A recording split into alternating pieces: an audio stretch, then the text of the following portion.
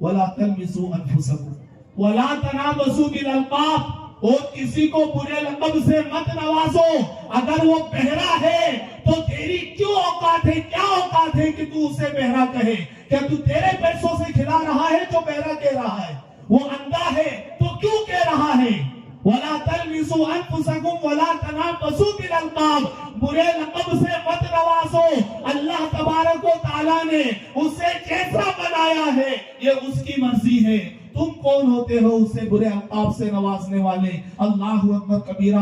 आज कई लोग ऐसे हैं जो ये कहते रहे, अरे मेरा भाई तो अंधा है, मेरा भाई तो लंगड़ा लूला है, मेरा भाई तो बहरा है, इसे सुने नहीं आता, ये तो ऐसा है, ये तो वैसा है। अल्लाहु अकबर कबीरा। बोलने को तो बोल दिया, मगर 5-10 साल के बाद हालत ये हुई कि मिस्त्री काम कर रहा है, ऊपर से नीचे गिर गया और लंगड़ा हो गया। ये होता है, ये होता है, और कई लोगों के साथ हुआ भी है। मगर कुछ लोग इतने शाने होते हैं, वो ये कहते हैं अल्लाह की आजमाइश है। अरे एड़े, ये अल्लाह की आजमाइश नहीं है, तेरे गुनाहों का नतीजा है। अल्लाह की आजमाइश हमारे तुम्हारे जैसे लोगों से अल्लाह आजमाइश लेता है, अच्छे लोगों से। गुनाहगार, सियाकार, बदकार लोगों से आजमाइश नहीं, ये हमारे गुनाहों की सजा है। हमारे कुछ गुनाहों की सजा भी साथ चलती है। अब हम तन्हा नहीं चलते, तवा भी साथ चलती है। अभी जिंदा है माँ मेरी, मुझे कुछ भी नहीं होगा, मैं जब घर से निकलता हूँ तो दुआ भी साथ चलती है। हे अंधेरे देख ले मुंह तेरा काला हो गया, हे अंधेरे देख ले मुंह तेरा काला हो गया, माँ ने आंखें खोल दी घर में उजाला हो गया। तो बस एक माँ है आपके पास केवल, और एक बाप है कि सिर्फ उन्हीं की दुआओं की बदौलत हो सकता है कि अल्लाह तबारक व तआला तुम्हारे गुनाहों को बख्श दे। दुआ तो लो माँ बाप की, कभी मस्जिद में आओ, रब की बारगाह में गिड़गिड़ाओ, और फिर देखो कि तुम्हारी तकदीरें कैसे बदलती है। आज वो नौजवान बच्चा बेचारा हमारा सलीम भाई, सलीम नाम है ना, कुछ और नाम, सलीम भाई, और उनके साथ के जो नौजवान बच्चे इतनी मेहनत करके 4 दिन से दुकान पे आ रहे हैं मेरे पास में, और कह रहे हैं हाफिज साहब अपने को नमाज के बारे में बोलना है। नौजवान बच्चे जो अपने साथी, अपने दोस्त लोग हैं, इनको नमाज से जोड़ना है, नमाज के लिए मस्जिद में बुलाना है। वो क्यों चाहते हैं? क्या कनेक्शन है तुम्हारा और उनका? रिश्तेदारियां है, चाचा बड़े बाप के बच्चे हैं, मामू खाला के बच्चे, कुछ नहीं है। सिर्फ एक दर्द है कि मैं पढ़ रहा हूँ, मेरा दोस्त क्यों नहीं पढ़ रहा है? क्योंकि असल दोस्त तो वही है जो अपने दोस्त को जन्नत में ले जाए। अरे पागल, वो दोस्त किस काम का जो खुद भी मरे और तुझे भी मारे, जो खुद भी नशा करे और तुझे भी नशा कराए। अरे अगर नशा ही करना है और नशे में ही रहना है तो आ इधर, हम बताते हैं तुझे नशा किसे कहते हैं। शराबों में, रिसालों में, किसी शय में नहीं मिलता जो पाकीज़ा नशा कुरान की आयत में रहता है। पढ़ तो सही कुरान खोल के, अरे नमाज तो पढ़, पता चलेगा नशा किसे कहते हैं। तूने रंग खेल लिया और कहा आज मुझ पे शराब का रंग चढ़ा है। अरे अकल के अंधे, ये रंग मत चढ़ा। रब ने जिस रंग की बात की है वो रंग खुद पर दाखिल कर। सिबगतल्लाह व मन अहसन मिनल्लाहि सिबगा, अल्लाह का रंग सब रंगों से ज्यादा बेहतर है। अल्लाह के रंग में रंग जाओ, फिर देखो जिंदगी में बदलाव कैसे आता है। अल्लाह के रंग में रंग जाओ, उसके हो जाओ तो किसी के सामने हाथ फैलाने की जरूरत नहीं पड़ेगी। उसके बन जाओ, वो किसी का नहीं बनने देगा। तुम हर किसी के पास इसलिए जा रहे हो कि तुमने उसके पास जाना छोड़ दिया। तुमने उसके पास जाना छोड़ा, वो तो तुम्हारी शारक से ज्यादा करीब है, शारक से ज्यादा करीब है। नानो अक़रबु इलैहि मिन हब्लिल वरीद, वो शारक से ज्यादा करीब है। मगर ए नादान, तू इतना ज्यादा दूर हो चुका है, इतना दूर हो चुका है कि तू करीब आना भी चाहे तो सदियां लग जाएगी। तेरी इज्जतें नीलाम हो चुकी है, फिर भी तुझे समझ नहीं आ रही है कि मैंने उसको छोड़ा तो आज मेरी इज्जत सलामत नहीं रही। दबे छुपे जुमले कह रहा हूँ। अल-आक़िलु तकफ़ीहिल इशारा, अक्लमंद के लिए इशारा काफी है। माए बहनें भी मौजूद है। अल-आक़िलु तकफ़ीहिल इशारा, अक्लमंद के लिए इशारा काफी है। इज्जतें नीलाम हो चुकी मगर अकल ठिकाने पर नहीं आई। आ रही ना बात समझ में? आज हमारी माए बहनें गठ के मामले में घुसती चली जा रही है, घुसती चली जा रही है। क्या समझ रही है कि गठ जमा कर लूंगी तो बेटी की शादी कर लूंगी। वो एक गठ के चक्कर में कभी सोची मेरी माँ, मेरी बहन ने कि मैं कितने गैर मुस्लिमों का सामना कर रही हूं, मैं कितने गैर मुस्लिमों से बात कर रही हूं, मैं गैर महरम मर्दों से मुलाकातें कर रही हूँ। कितने पैसे है गठ के? 40,000, 50,000, 60,000। अरे ये गठ तुम्हें कहाँ ले जा रहा है मेरी माँ? जरा बता तो सही। तेरा मकाम मर्तबा मेरे रब ने भी बुलंद किया, मुस्तफा जाने ने भी बुलंद किया। अरे तू तो वो है कि तेरा एक आंसू का कतरा निकले तो सारे गुनाह मिट जाए। तू तो वो है कि हाथ उठा दे तो अर्शे मुअल्ला के दरवाजे खुल जाए। तू तो वो है कि हाथ उठा दे मत्ते के अंदर जान आ जाए। मगर ए मेरी माँ, तुझे क्या हो गया है कि तू 1001 में वो हुआ करती थी कि बच्चा दूध पीना चाहता था तो तू तिलावत कुरान करके दूध पिलाती थी। अरे 25 साल के अंदर तुझे क्या हो चुका है? अल्लाह अकबर कबीरा, तुझ में ये बदलाव कैसे आ गया? तो मुसलमानों, ये बदलाव की जड़ को खत्म करो। और ये बदलाव की जड़ क्या है? ये बदलाव की जड़ है टीवी। तो इसकी असल जड़ है टीवी। टीवी ने हमारी माँ और बहनों को और नौजवान बच्चों को इतना ज्यादा अय्याश बना दिया है या इतना ज्यादा आदी बना दिया है कि ना ही उन्हें किसी चीज की खबर है और ना ही वो कुछ चाहते हैं। मेरा मौजू इस्लाही मुआशरा है। अगर मेरा तवज्जे इल्लल्लाह या कुर्बे इल्लल्लाह मौजू रहता तो एक आयत करीमा 28वें पारे की है, मैं वो आपके सामने पढ़ता, मगर अभी इतना वक्त नहीं है। मुख्तसर सी एक बात उसमें से ये कहूंगा, अल्लाह तबारक व तआला को जो भूल जाता है अल्लाह उसे सजा क्या देता है? रोजी रोटी नहीं छीनता। हाफिज साहब, अल्लाह रोजी रोटी नहीं छीनता, घर बार नहीं छीनता। अल्लाह तबारक व तआला उसे खुद से बेखबर कर देता है, खुद से बेखबर कर देता है। अब जरा अंदाजा लगाओ कि जो लोग ये गलीज कामों में मुब्तिला है, ये बुरे कामों में मुब्तिला है, उन्हें पता ही नहीं है कि उनका मकसद क्या है दुनिया में आने का।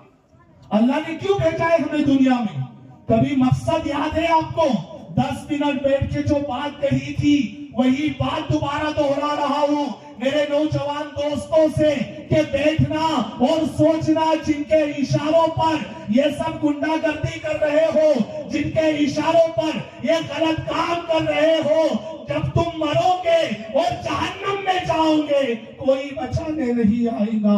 मुस्तफा जाने रहमत शिफात करेंगे, कोई और नहीं होगा जो तुम्हारी बख्शिश करवाएगा। जिसके बोलने पर गुनाह कर रहे हो वो तुम्हारे घर का राशन नहीं दे रहा है। वो नम आंखें लबों से यूं कहानी छीन लेती है, वो नम आंखें लबों से यूं कहानी छीन लेती है। हवाएं जिस तरह बादलों से पानी छीन लेती है। मसाइल ने बूढ़ा किया है हमें वक्त से पहले, घरेलू उलझने अक्सर जवानी छीन लेती है। मसाइल ने बूढ़ा किया है हमें वक्त से पहले, घरेलू उलझने अक्सर जवानी छीन लेती है। कुछ गरीब बच्चे हैं ना, देखो ना उनको, स्कूल में पढ़ने की उम्र है बेचारों की। आज तुम्हारे को दिल्ली दरबार के अंदर, नूरानी होटल के अंदर, शालीमार होटल में इधर उधर नजर आएंगे। अल्लाह ने पैसों से नवाजा है तो कभी दिमाग में ये बात आई कि काश किसी एक बच्चे की मैं किफालत कर लूं और अपनी सास से खर्च करके उसे दीनी वो दुनियावी तालीम दे। नहीं आती सोच? क्यों नहीं आती? क्योंकि हमारे कुछ अय्याशी को पैसे कम पड़ रहे तो पूरे को क्या पढ़ाएंगे हम? हमारे कोई पैसे कम पड़ रहे चीलम पीने के लिए, गांजा पीने के लिए, नशा करने के लिए, शराब पीने के लिए, तो वो बच्चे को क्या पढ़ाएंगे हम? ये नशा, ये शराब। आज एक और बात मैं यही कहना चाहता हूं कि जिस मकसद के लिए भिस्ती गली के नौजवान बच्चों ने ये मेहनत और कोशिश से ये जलसा रखा है, इस जलसे में आने के बाद जब यहां से उठो तो दिल की तख्ती पर ये लिखो कि मुझे नमाज पढ़ना है। इंशाअल्लाह नमाज क्यों पढ़ना है? नमाज पढ़ेगा और दाढ़ी रखेगा तो डरेगा कि शराब का अड्डा है, जाऊंगा तो लोग थूकेंगे, क्या रे भाई दाढ़ी रख लिया, नमाज पूरी बन गया और शराब के अड्डे में जा रहा।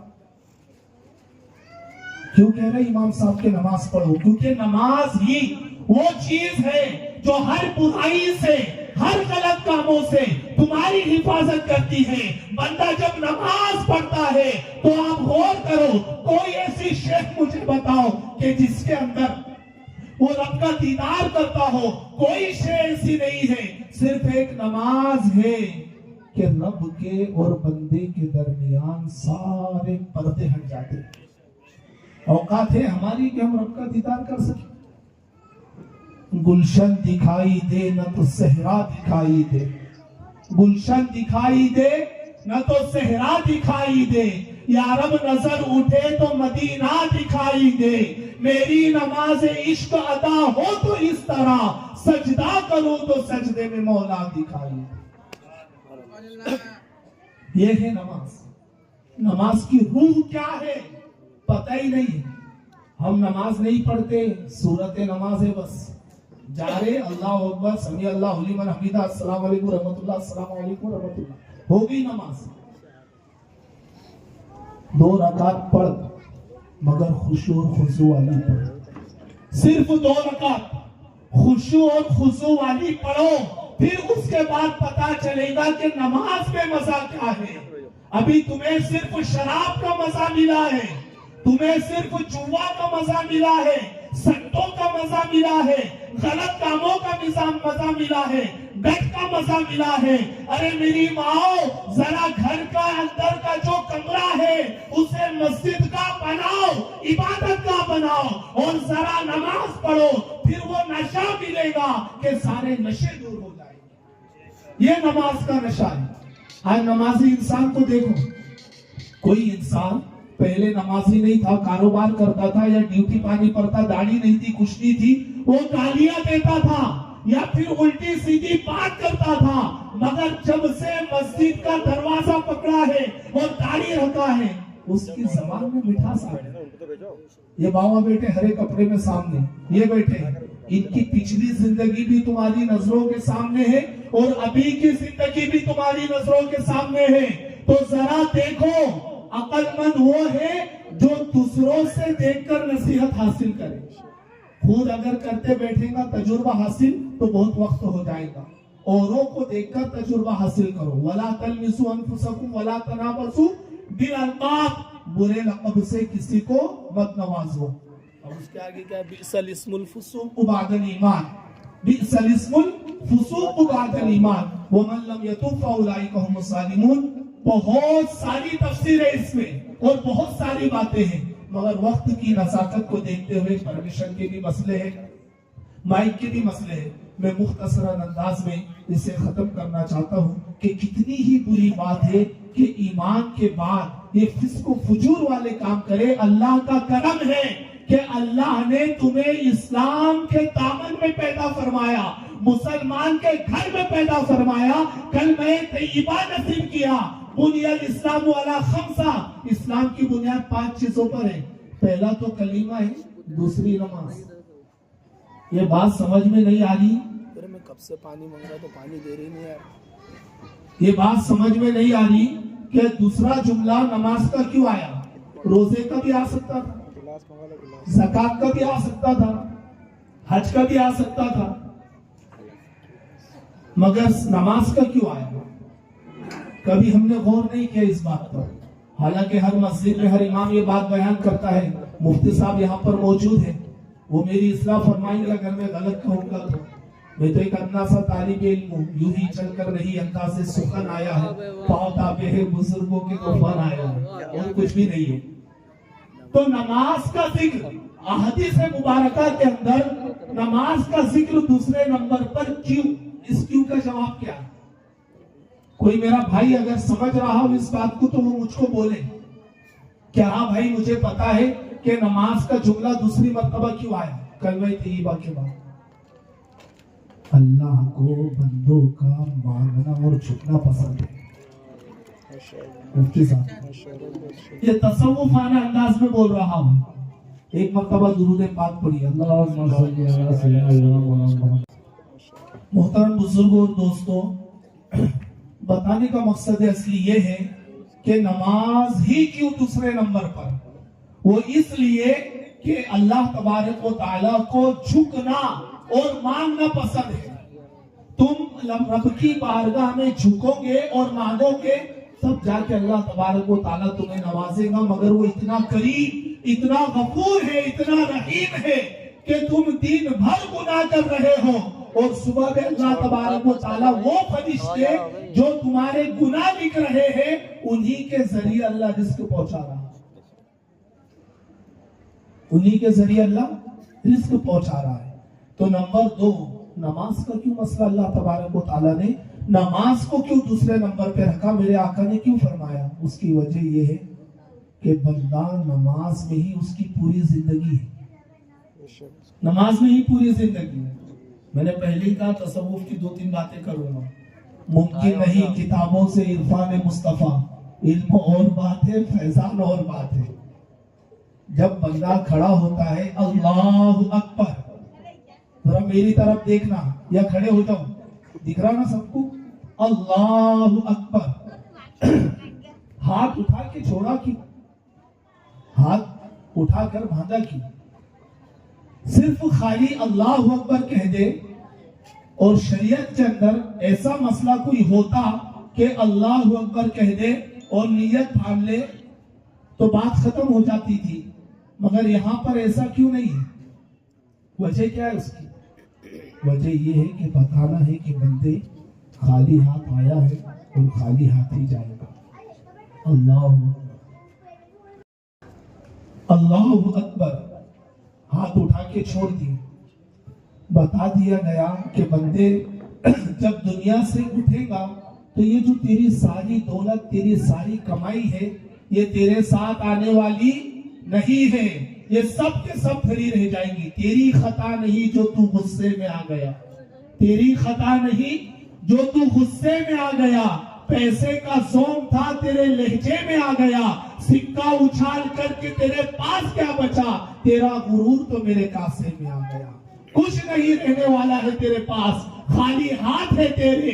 ये बता रही है नमाज कि बंदे तो आया है तो खाली हाथ आया है, जाएगा तो खाली हाथ जाएगा। फिर रुकू करता है तो इमाम साहब बताते हैं मसला, मुफ्ती साहब बताते हैं कि हमारी निगाहें दोनों अंगूठों पे होना चाहिए, उसके दरमियान में होना चाहिए। वजह क्या है? वजह यह है कि जब बंदा मरने के वक्त में आता है, आलमे सकरात में आता है, उसकी रूह उसके अंगूठों के जरिए से निकाली जाती है। तो बताया जा रहा है कि अंगूठों पर ध्यान दे ताकि जब तू मरने वाला होगा तो तेरी रूह यहाँ से निकाली जाएगी। फिर उसके बाद बंदा जब सजदे में जाता है तो सुभान रब्बियल आला कहता है और सजदे में निगाहें ज़मीन पर होती है। तो बताया जाता है कि यही वो ज़मीन है जिसके अंदर तुझे दफन होना है। संभल के चलना, संभल के कदम रखना, अकड़ना मत, घमंड गुरूर मत करना।